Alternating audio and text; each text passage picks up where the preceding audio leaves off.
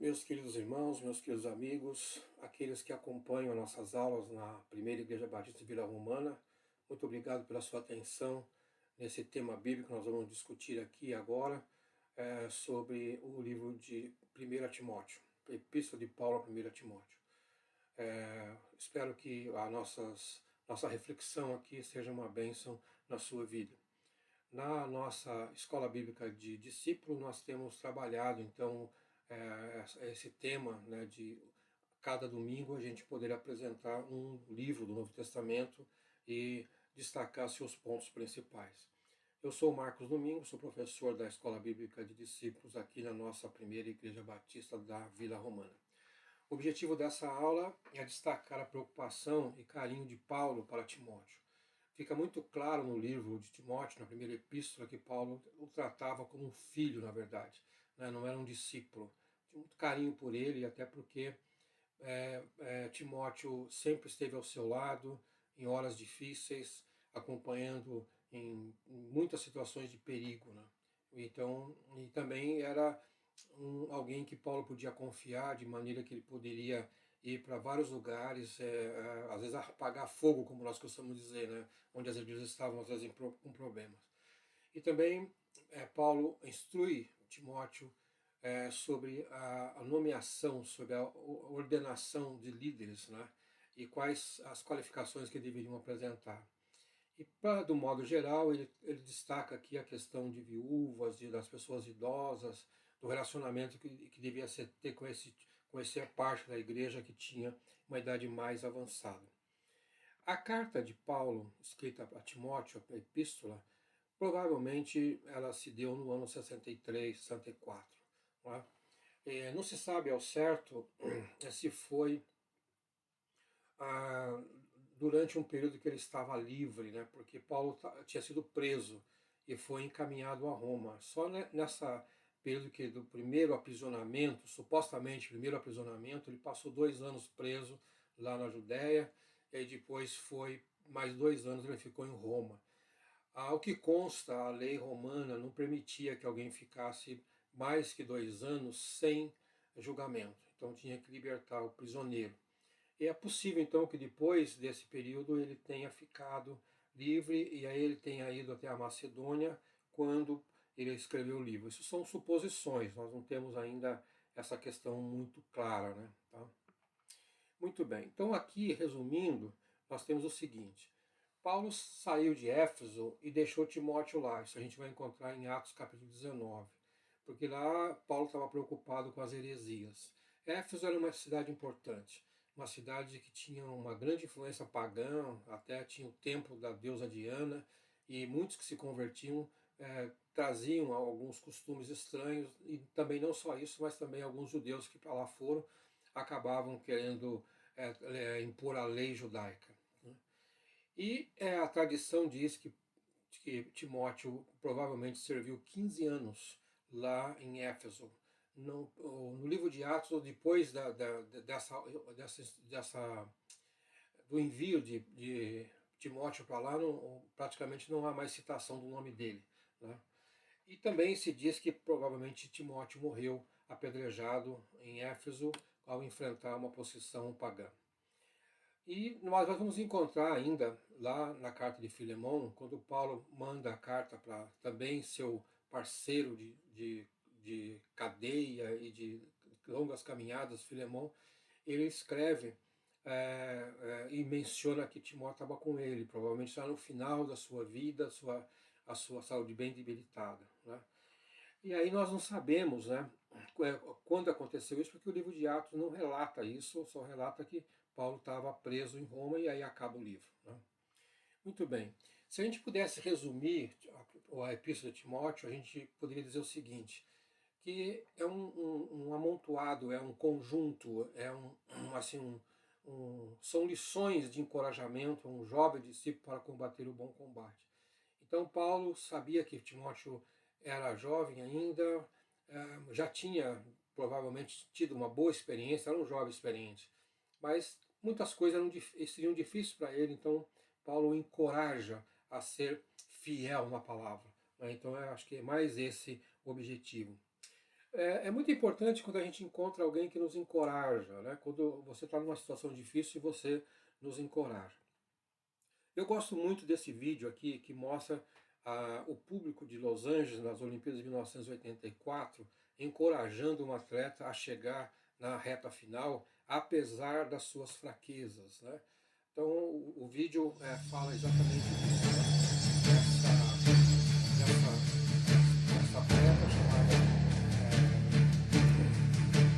Gabriele Anderson, uma mulher que nasceu na Suíça, né?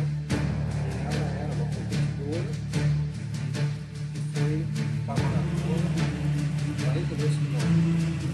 Então o vídeo por si fala como que foi essa dificuldade dessa atleta chegar na sua. E tem que vocês observassem como que o público reagiu.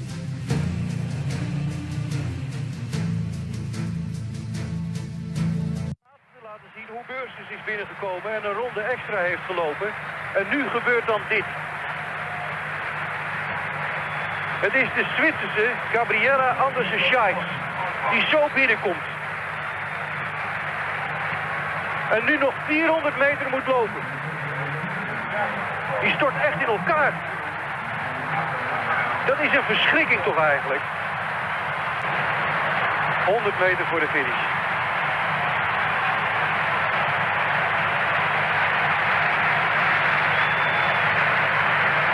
Het publiek applaudisseert.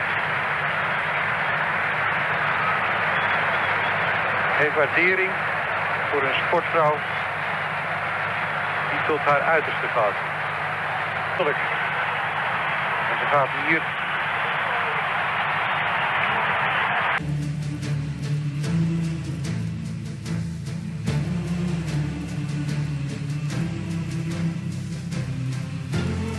nu over de finish.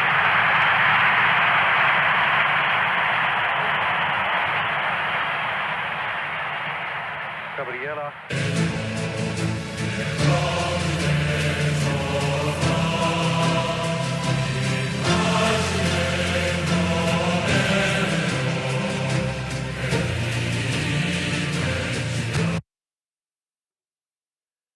Muito bem, então esse é o exemplo dessa atleta e que ela ficou na história por a sua persistência, né? O que ela teve foi exatamente um problema de falta de hidratação. Ela, outra entrevista que ela deu depois, ela fala que ela não perdeu o ponto da hidratação e até um chuveirinho que eles faziam para os atletas, e aí isso lhe custou muito caro no final, quase morreu. Tecnicamente, eles falam que ela teve a hipóxia, que é quando o oxigênio já não consegue mais ser processado para dar energia ao corpo. Então, falta de oxigênio e acúmulo de lactato, né? Que é também usado para metabolizar, dar força para o nosso organismo. Mas o que nós estamos vendo aqui, né, logo no começo do livro de Timóteo, é que ele fala assim, meu verdadeiro filho, né? Então o carinho que ele tem não era só de um discípulo, mas de um filho. Isso nós encontramos no centro, eu diria assim, da mensagem de Paulo. E o discipulado de Timóteo, né, que Paulo vai instruindo em várias passagens, o que ele devia fazer, o que ele não devia fazer, esse é o destaque, como que esse filho discípulo deveria se comportar. E também destaca assim nessa epístola, né, o tratamento que deve ser dado à liderança da igreja ali naquela época que eles consideravam os bispos, presbíteros e diáconos, né? Essa era a liderança local das igrejas ali da Macedônia. E destaca também o comportamento cristão, né? Muitos dos ensinamentos cristãos também estão desde do Sermão do Monte de Jesus, e Paulo apenas os repete ali, né, para que o crente tivesse um comportamento adequado, né? E faz ênfase, né, à questão da apostasia, que alguns estavam negando Cristo, né? E alguns falsos mestres introduziram na igreja. Então eu diria que eu resumiria isso então em 5 destaques da epístola, né? São os textos que nós podemos acompanhar. Muito bem. Agora uma coisa assim que eu diria que é uma questão talvez até da forma como Paulo escreve, né? A forma literária que ele escreve. Ele, ele vai tratando de um problema e ao mesmo tempo apontando uma solução ou dando um aconselhamento. Quando Paulo fala das falsas doutrinas, desde o começo, capítulo 1, verso 18, capítulo 4, verso 14, ele estimula o nosso jovem pastor, né, a combater o bom combate, né, quer dizer, a permanecer firme, a ir até a linha de chegada, como nós vimos aí no vídeo da Gabriele Anderson. Né? E ele lembra aqui a Timóteo, né, que ele recebeu o dom de pastorado, né, através de profecias. Então é provável que naquelas igrejas ali tinham-se o costume da prática das profecias, pessoas que tinham o dom da profecia, e trouxeram uma mensagem dizendo que sim, ele estava sendo separado pelo Espírito Santo para essa função. Né? Algumas igrejas hoje ainda permitem que isso aconteça, outras rejeitam as profecias assim da maneira como nós estamos observando aqui no texto. Outra coisa interessante é que ele parece que ia ter dificuldades no relacionamento com pessoas mais idosas, com os falsos mestres, né? E aí Paulo fala assim, Timóteo, não desista da oração, da súplica, faça suas intercessões, né? Ofereções de graça em favor de todos os homens, quer dizer, Paulo estava construindo aqui um caráter de um homem de bom relacionamento, né? Que era cordato, né? Que era simpático, né? E pede especial atenção para os idosos. Também aí ele instrui bem aqui, tanto aqui como também na carta para Tito, como que deveriam ser eleitos os bispos, presbíteros e diáconos, né? E alerta Timóteo para não escolher pessoas que não tivessem uma experiência boa, que ele chama de neófito, né? Alguns às vezes aparecem na igreja todos com assim, grande entusiasmo, mas eles não têm raiz.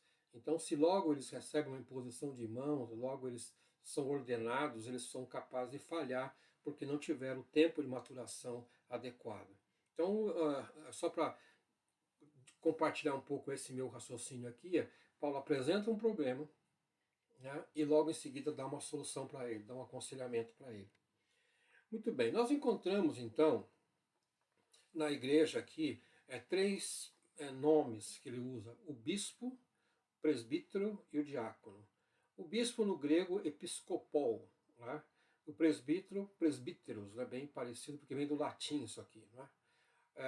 E diácono como diácono, né? Então isso que vem esses termos aqui.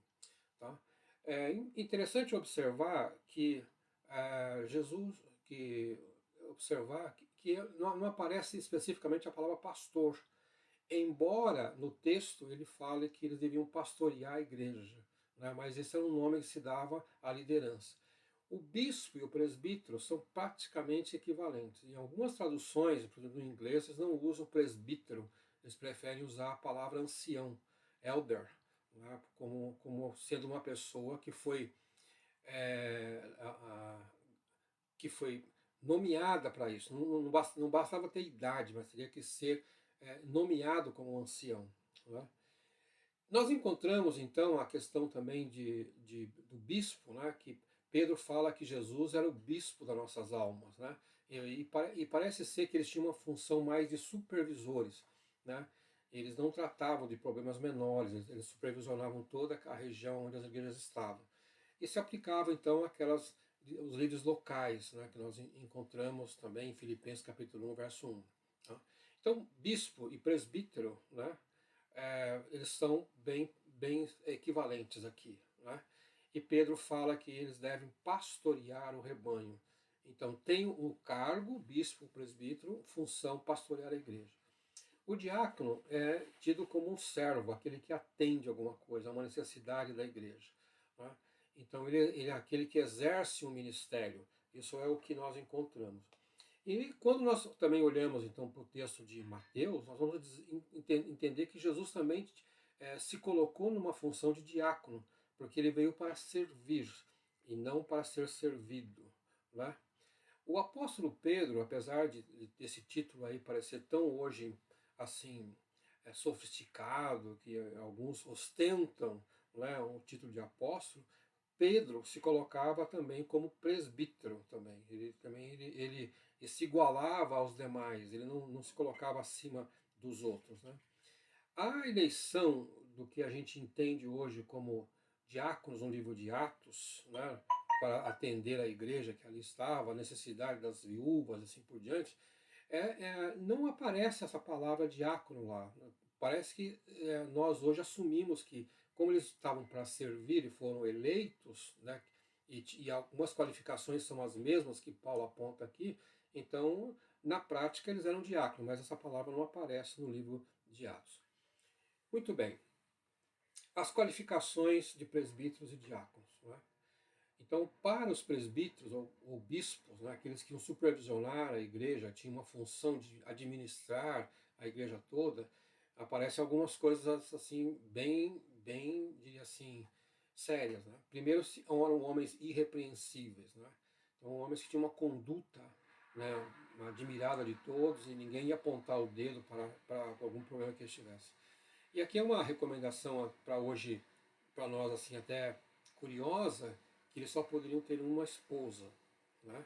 Então aqui nós podemos então imaginar que era prática talvez naquela época de se ter mais que uma mulher, mas aqui Paulo pede para que ele tivesse uma só mulher, né? Isso possivelmente dentro do pensamento que reduziria então o tamanho da família e ele teria mais tempo para a igreja. Quando tivesse, lógico, mais que uma mulher, mais filhos, e aí vai. Outra coisa interessante é que ele deveria ser cordato, manso, não podia ser avarento, né? Essas coisas que poderiam trazer problema para ele se ele fosse um homem, por exemplo, violento, fosse autoritário e não desfrutasse da prática de estabelecer paz entre aqueles que estão em contenda. Também não dada ao vinho, né? Paulo até recomenda a Timóteo que tomasse um pouco de vinho, mas não poderia ser um beberrão. Né? Bom administrador da sua casa. Aí Paulo faz um paralelo com a igreja. Quem não administra bem a sua casa não pode administrar a igreja. Tá? Um homem experiente. E uma coisa que me chama muita atenção é que o presbítero ou bispo deve ter reputação uma boa reputação entre aqueles de fora, né? Não basta só agradar os da igreja, mas também a sua vizinhança, talvez os seus parentes não crentes, aí vai. Quanto aos diáconos, né, tem alguma coisa que é comum, mas não na mesma ordem, eu acho, né, com a mesma intensidade. Então teria que ser homens respeitados, né, homem de palavra, tá? E não, também a avareza é condenada aqui também, não dada ao vinho, veja, são características parecidas, e deveriam passar por experiência. O diácono devia ter um tempo para ser provado. Né? Então, em algumas igrejas eu tenho visto isso também, que ele fica num período assim de teste, né? E aí se ele mostra valor, ele é confirmado no cargo. Né? Então isso é uma coisa interessante. Muito bem. O nosso querido pastor Pedro, saudoso pastor Pedro, que morreu com 100 anos de idade, escreveu alguns livros, um deles ele chama Ser Pastor.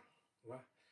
Ele chama atenção para o texto de 1 Timóteo 4,16, quando Paulo escreve assim: tem cuidado de ti mesmo e da doutrina. Continua nesses deveres, porque fazendo assim salvarás tanto a ti mesmo como aos teus ouvintes. E aí ele cunha essa expressão: primeiro o ser, depois o fazer. Então Paulo estava preocupado primeiro com a pessoa Timóteo, não é? E depois com a função de Timóteo. Não é? Então, muitas vezes, as pessoas estão muito mais preocupadas em obras, em fazer alguma coisa, e são mais valorizadas porque eles fazem do que eles são. Na verdade, primeiro no texto, e aí era uma característica do pastor Pedro, de observar a ordem das palavras que não está na Bíblia. Ele era muito assim, cuidadoso com isso. Ele não achava que as palavras eram colocadas numa ordem certa. Não era assim ao acaso. Então ele coloca, por isso que ele coloca primeiro o ser, tem cuidado de ti. Né? Então nós precisamos primeiro estar bem, bem de saúde, bem espiritualmente, bem nos relacionamentos, né? Estar bem na nossa fé, na firmeza da nossa fé, para depois produzir algo. Isso que é uma coisa interessante que ele observa aqui. Eu, pessoalmente, tenho um grande carinho por esse pastor, porque ele foi o meu Paulo da vida, né? Então, quando eu lembro dele, lembro com muita saudade. Ainda há muito tempo atrás, eu era líder de uma congregação, e ele ficava na nossa igreja sede lá na Zona Leste, e eu estava aqui na Zona Norte. E ele me ligava uma vez por mês, no mínimo, e falava: irmão Marcos, eu vou estar com vocês, quero estar com vocês na ceia, mas eu também quero aproveitar para que a gente possa fazer visita juntos. Adorava fazer visita aos irmãos. E aí ele chegava no sábado, durante o sábado, mais cedo, e nós dois andávamos juntos ali nas ruas, ali na freguesia do Ó, próximo de Brasilândia, né, que o templo da nossa igreja continua até lá hoje, ali num lugar chamado Cruz das Almas, né, uma vilazinha, né? E aí nós dois íamos, às vezes de carro, às vezes a pé.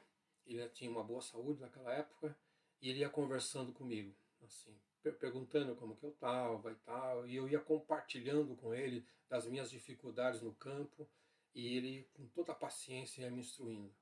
Eu sinto tanta falta disso hoje, de alguém que é o nosso mentor, né? Alguém que eu posso me espelhar, né? E ele era um homem irrepreensível, então eu tinha grande respeito por ele. Eu sinto muito a falta dele.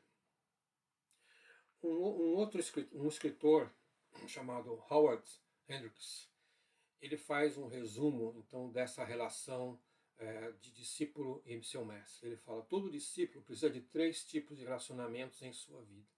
Ele precisa de um Paulo que possa orientá-lo, desafiá-lo. Ele precisa de um Barnabé que possa acompanhá-lo, encorajá-lo. E ele precisa de um Timóteo, alguém em quem ele possa dedicar a sua vida. Então, eu acho que isso aconteceu mesmo entre Paulo e Timóteo. Lembra que Barnabé foi aquele que pegou Paulo pela mão e o apresentou aos apóstolos. Paulo tinha uma reputação ruim na época, porque tinha sido perseguidor da igreja. Mas Barnabé confiou nele. E falou: não, esse aí não é mais o Saulo, agora ele é Paulo, agora ele é diferente. E ele tem feito um bom trabalho. E aí, através da iniciativa de Barnabé, Paulo é aceito no grupo, não é? Então, se não fosse a ação de Barnabé, talvez Paulo ia ser um apóstolo estranho, né? Sem nenhum reconhecimento dos demais da igreja. E aí, por fim, ele tem Timóteo, aonde Timóteo ele podia dedicar assim todo o seu esforço para que Timóteo fosse um bom pastor. Então, essa relação que o pastor e escritor Howard Hendricks faz, ela é muito interessante. Muito bem. Aqui algumas questões que nós encontramos no livro com relação a como se deve proceder na igreja, né? Eu resumi aqui, de certa forma, aquilo que é mais importante. A dedicação à oração, evitar animosidade, né? Que não haja ira entre os irmãos. As mulheres aqui deveriam ser discretas e silenciosas. Em algum texto aqui, alguém vai dizer que Paulo era machista porque ele manda as mulheres ficarem quietas. Isso deve ser entendido no contexto da época, no contexto daquela região, né? Que ali não caberia, talvez, a mulher tomar o lugar do homem. Isso não era produtivo para a igreja. Então, Paulo, no meu entendimento, ele cobrou mais as mulheres para ficarem quietas, não dentro do culto, talvez que eram provavelmente mulheres que falavam muito, então Paulo cobra delas um outro comportamento, né? Isso era adequado para aquela época, né? E também ele fala sobre as viúvas, né? Viúvas mais idosas, viúvas que deveriam ser amparadas pela própria família, e as viúvas novas que deveriam procurar um marido, para não ficar sozinhas e aí elas se tornarem mulheres sujeitas a caírem em pecado, né? E aí outra coisa que é interessante Paulo sempre condenou a avareza, a ambição, e ele fala que a gente devia se contentar com o mínimo necessário para a nossa vida, né? E aí quando ele fala das apostasia, quer dizer, da rebeldia contra Cristo, contra a palavra, né? Aí ele é enfático. essas doutrinas devem ser combatidas, não é? E aí trouxeram, por exemplo, ensinamento que o casamento não era bom, que certos alimentos não deveriam ser comidos, e assim vai, como trazendo algum tipo de comportamento estranho à palavra. E aí Paulo fala que quando nós temos os alimentos e nós agradecemos por ele, nós os santificamos, ele se torna bom para Deus, porque tudo que Deus fez é bom, não é? E ele também exorta para que para a falta de piedade desses falsos profetas. Então, esses falsos profetas traziam essas doutrinas, até algumas com relação a rigor na alimentação e até impondo o celibato, mas eles não tinham uma piedade, a piedade no sentido de uma adoração pessoal, quer dizer, não davam testemunho de que eram pessoas tementes a Deus, né? Essa questão que Paulo ressalta aqui. Bom, concluindo então o nosso pensamento, né, nós vamos ver que o que é importante para a igreja é que ela faça discípulos, né? Ordem de Jesus em Mateus 28, 19. Né? E aí eu diria que hoje nós talvez não estamos ainda valorizando bem essa prática. Quando alguém se dispõe, por exemplo, para a carreira pastoral, principalmente, né? Muitas vezes ele vai para uma faculdade teológica, um seminário teológico, né? E ali ele aprende toda a parte técnica, né, do Evangelho, da Bíblia, de ser crente e tudo mais. Mas, na verdade, né, o que está faltando, o que falta para esse aprendiz, é ser discípulo de alguém, andar com alguém experiente, com um pastor experiente, passar tempo com ele. Porque a técnica ajuda, sem dúvida, né?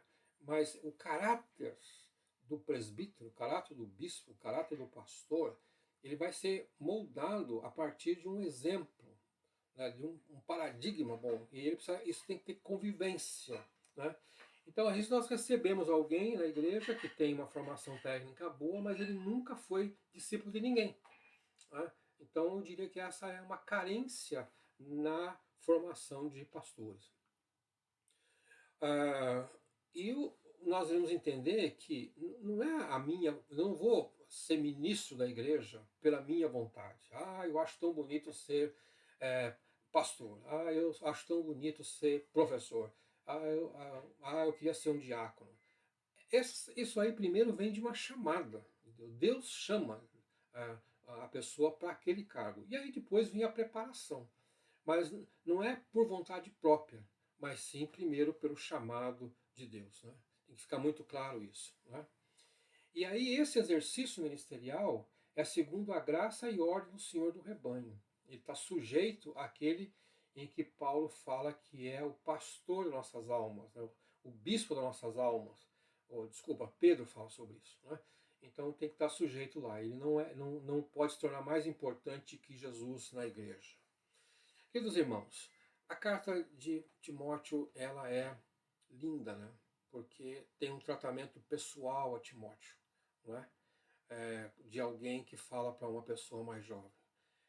Que coisa boa seria encontrar hoje no nosso meio pastores que se dispõem a ter com eles seus discípulos, andar com eles, né? a recebê-los com frequência no gabinete, a andar no campo com eles, como eu tive o privilégio com o pastor Pedro de visitar casas e observar como que ele tratava os irmãos em cada casa, e ali os irmãos expunham seus problemas, e ali ele orava com os irmãos, ali ele lia a palavra, e eu fui aprendendo com ele esse tipo de tratamento. Né? Eu louvo a Deus pela vida do nosso querido pastor Pedro Mendes. E a vocês todos, eu desejo que a graça de Cristo, como Paulo se despede de Timóteo, seja convosco. Né? Isso é extremamente importante. Deus te abençoe.